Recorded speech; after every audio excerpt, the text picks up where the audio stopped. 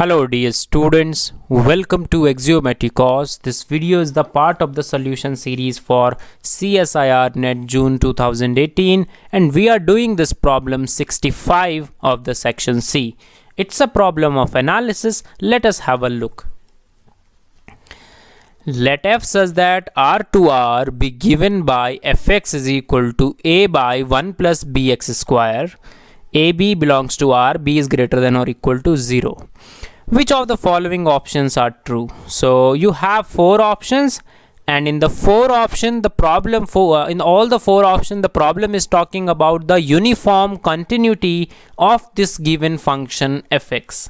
So now let us firstly see that whether your given function fx is uniformly continuous or not. What are the conditions on A and B when it will be uniformly continuous, and then we will see our options, right? So see now these two notes. So note number 1 tells us that if the derivative, alright, so we are considering a differentiable function, so and its derivative is bounded for some m, alright, for some m, then f is Lipschitz. So what it tells us that if derivative of a function is bounded, then it will be Lipschitz.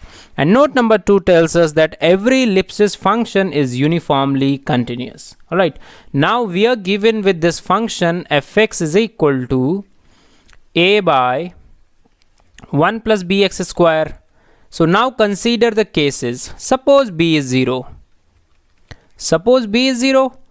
This will imply what will be your function? Alright, condition is that a belongs to R and b belongs to R provided b is greater than 0. These are the conditions. So I am considering that b is greater than 0. So what will happen if b is greater than 0? Fx will be just a. So if fx is a, it's a constant function. We know that its derivative is 0.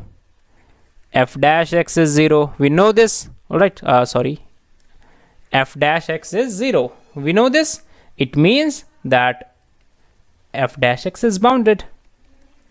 So according to note number 2, what will happen? F is uniformly continuous. So the given f when b is 0 will be uniformly continuous.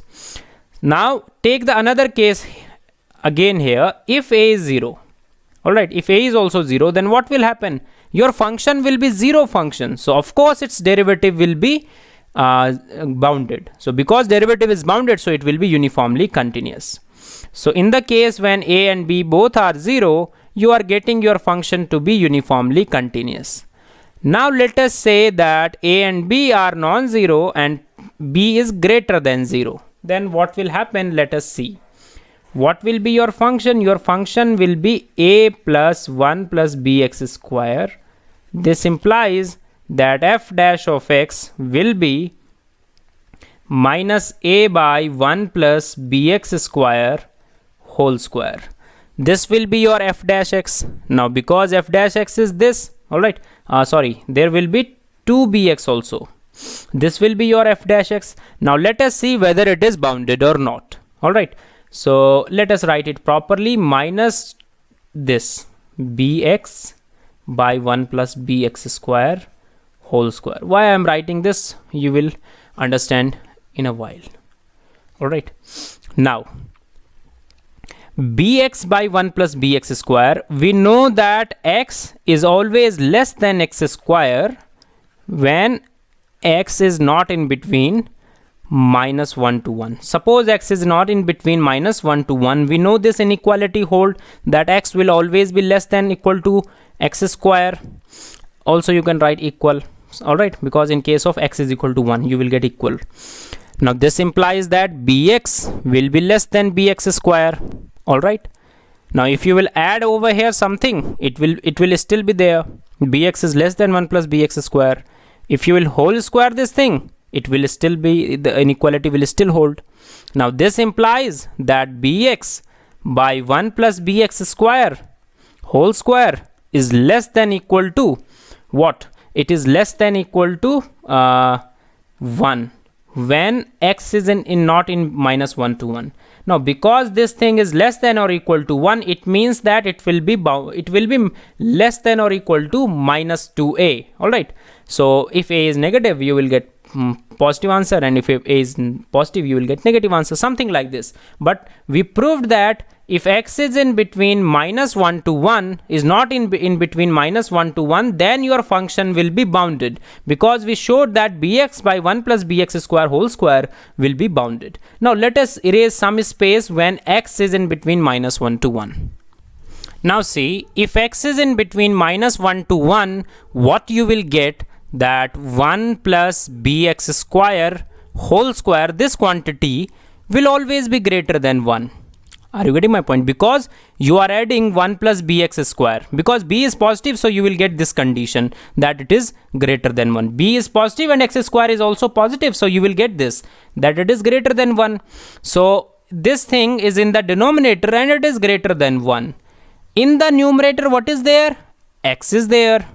So in the numerator, if x is there, this will imply that x by 1 plus bx square whole square will always be less than some m. Alright, so because you have this less than, and I will say it is less than or equal to 1 also, because x is not touching 1 and also this is greater than 1, so you will get that this whole thing is less than or equal to 1.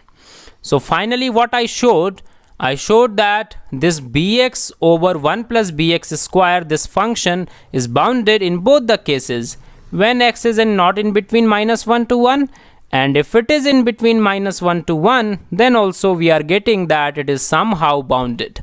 So finally I can say that we are talking about f dash x is bounded. This is what we can say. Because our derivative for the function is bounded, it means that f is Lipschitz. Lipschitz means f will be uniformly continuous. So for both the cases, alright, we are getting this thing that f is uniformly continuous.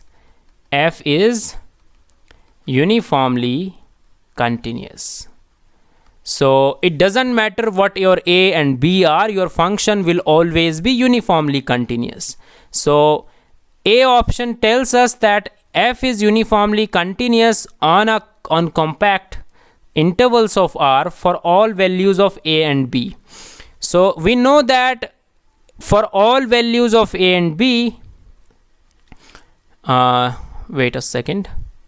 What we know is this, that for all values of a and b, your function is uniformly continuous. So it will be continuous on compact intervals. Alright, we proved that your function is uniformly continuous on R. That is why we are saying that your function will be uniformly continuous on the compact intervals also. We showed that it is uniformly continuous on real line, and it is saying that it will be continuous on compact intervals, so it is also true. Alright, it is uniformly continuous everywhere. That is why it is uniformly continuous on compact intervals also. Second one tells f is uniformly continuous on R and is bounded for all values of a and b. So to show that this function is bounded is a very easy job. You have nothing to do. Alright, it's bounded. So because it's very easy that it is bounded, so that is why I am not showing you why it is bounded. We know that it is uniformly continuous and on R, we showed it. So bounded thing you will do as an exercise. Alright, that this function is bounded. So that is why second is true. Third one tells us that f is uniformly continuous and on R only if b is 0. So only if actually means that if b is non-zero, then it will not be uniformly continuous. Firstly, understand this word only if. Only if b is 0 actually means that when b is non-zero, this function will be not uniformly continuous. But we showed that even if it is non-zero, your function will be uniformly continuous. That means third option is incorrect.